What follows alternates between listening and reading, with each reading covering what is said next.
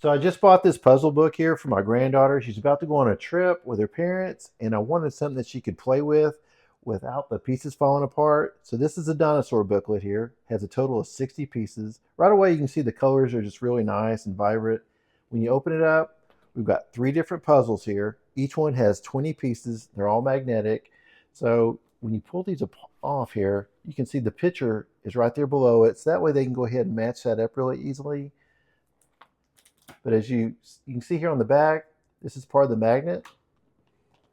They're not going to fall off. You can just kind of slide around there.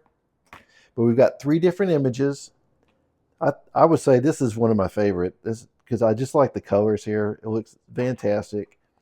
And they're just really easily to put together with only 20 pieces.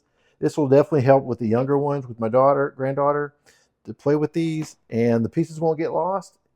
And then when you're through playing with it, you just fold it up.